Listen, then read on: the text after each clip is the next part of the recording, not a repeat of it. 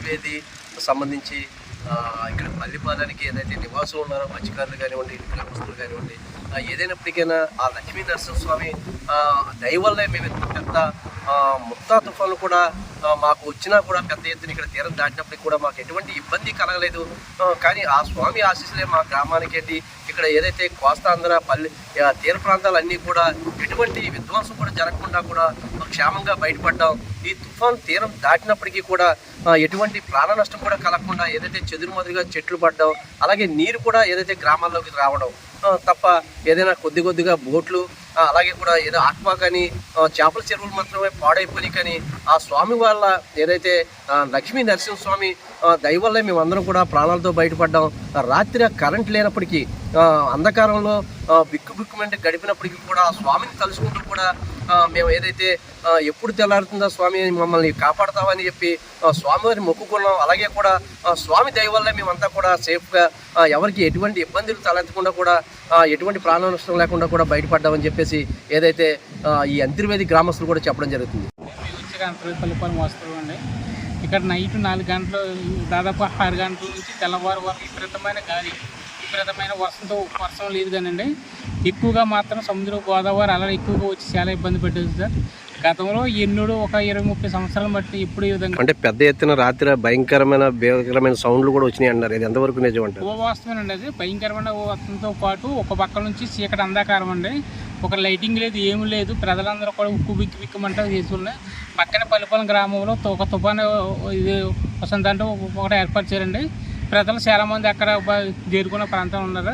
కానీ ఎక్కువగా మాత్రం ఈ ఉప్పుని అన్నది మాత్రం ఇంతవరకు ఎప్పుడు చూడలేని విధంగా ఒకేసారి రావటం అన్నది చాలా భయవంతులకు చాలా గుర్తు చేసినారు. సరిగ్గా 1:40 ఇది స్టార్ట్ అయింది సార్. తుఫాన్ వచ్చేసి అంటే ఎప్పుడు కనివిని ఎరగని మీరు అందరూ చూడలేదంటారా? అంటే ఇంతే సముద్రం కూడా ఎదరికొచ్చిందంటారు. ఇది ఎంతవరకు వాస్తవం అంటారు? సముద్రం ఎదరు రావటం అన్నది కరెక్ట్ కొంతవరకు వాస్తవం అయినప్పటికీ ఎక్కువ ఉప్పితో పాటు వచ్చేసింది సార్. ఇది ఎక్కువగా ఎప్పుడు కూడా మేము మా ఊరినాక ఇంచుమించు నాకు 40 సంవత్సరాలు లోపున్నా సార్. ఇంతవరకు కూడా మేము ఎప్పుడు చూడలేదు సార్. ఈ 1996 కూడా ఇంత విధంగా లేదు సార్. 96 తుఫానుగా నాకు తెలుసు. అయినప్పటికీ ఇంత గోదావరి ఇలా ఎదరు రావటం కానీ లేదా ఊర్లోకి రావటం కానీ ఇప్పుడు కూడా లేదు సార్. గ్రామాలన్నీ కూడా మునిగిపోవడం జరిగింది. అలాగే ఏదైతే సముద్రపు అలలకి ఎదరకు రావడం, అలాగే మీ గ్రామాలన్నీ మునిగిపోవడం, పైగా ఎటైనా ఆస్తి నష్టం కానీ ప్రాణ నష్టం కానీ కలిగిందంటారా? కొంతవరకు అయితే బోట్లు అయితే ఆస్తి నష్టం కింద ఎక్కువ జరిగింది సార్. బోట్లు కొంచెం రంధ్రాలు పట్టడం, వలలు పోవడం, కర్రలు పోవడం కూడా ఎక్కువగా జరిగినాయి. అయితే పాడి పంటలు అయితే ఇక్కడ ఏమి లేనప్పటికీ ఈ కోడి మేక గీగలు అనేది కొంతవరకు కొద్దిగా జరిగి అక్కడక్కడ కొంచెం పోవడం జరిగింది సార్. అంటే ప్రాణ నష్టం ఉందంటారా? ప్రాణ నష్టం అయితే ఏమి లేదు సార్.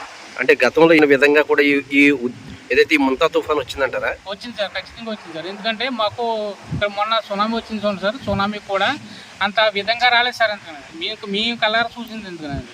అయితే రాత్రి మాత్రం మేము చూసింది మాత్రం నిద్ర లేకుండా చాలామంది ఇంకా అటు ఇటు తిరగడంతో పాటు పక్కన పోలీస్ డిపార్ట్మెంట్, రెవెన్యూ డిపార్ట్మెంట్, మొత్తం కలెక్టర్ గారు, మన ఎంపీ గారు వీళ్ళందరూ వచ్చారు సార్.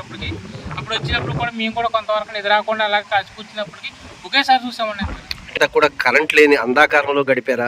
అంటే ఎటువంటి ఈ అలల తాకిడి రాత్రి ఎక్కువగా ఏమైనా ఏదైతే ఈ ముందా తుఫాను వల్ల మీకు ఏదైనా భయాందోళనకు గురయ్యారంటారా? ఎక్కువగా బాగా ఎక్కువ అసలు ఊహించలేదండి. మేము ఇంతలా ఉప్పిని కింద వస్తుందని గాలి వరకే పరిమితం అనుకున్నాం కానీ సార్. ఇలాగో గోదావరి ఉప్పిని కింద పరిమితం అనుకున్నాం కానీ సార్. ఇలాగో గోదావరి ఉప్పిని కింద వస్తుంది అనేసి అస్సలు ఎక్స్పెక్ట్ చేయలేదు సార్. ఇంకా నయం అది కనుక ఏ 7:30తో కానీ 9-10 గంటల లోపు వస్తుంటే సార్ ఆస్తి నష్టం మీరు అన్నట్టు ప్రాణ నష్టం కూడా ఎక్కువ ఉండేది. అది నైట్ 1:40 దాటిన తర్వాత రావడం వల్ల కొంచెం పోటింగ్ అన్నది కొంచెం తక్కువ ఉంటుందండి.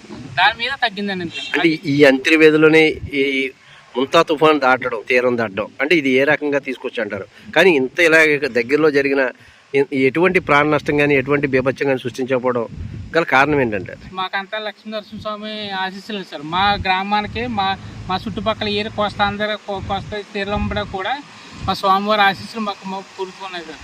ఆయనే మాకు ఆధారం అంతే సార్. ఆ స్వామి ఆశీస్సుతోనే మమ్మల్ని కాపాడతారైనా మేము ఆయనకి మేము సేవ చేసుకున్నాం. స్వామి దయ వల్ల మేమంతా కూడా సేఫ్గా ఎవరికి ఎటువంటి ఇబ్బందులు తలెత్తకుండా కూడా ఎటువంటి ప్రాణ నష్టం లేకుండా కూడా బయటపడ్డామని చెప్పేసి ఏదైతే ఈ అంతర్వేది గ్రామస్తులు కూడా చెప్పడం జరుగుతుంది. కెమెరామెన్ ఆదిత్యతో అంతర్వేది కోనసీమ జిల్లా నుండి బి శ్రీనివాస్.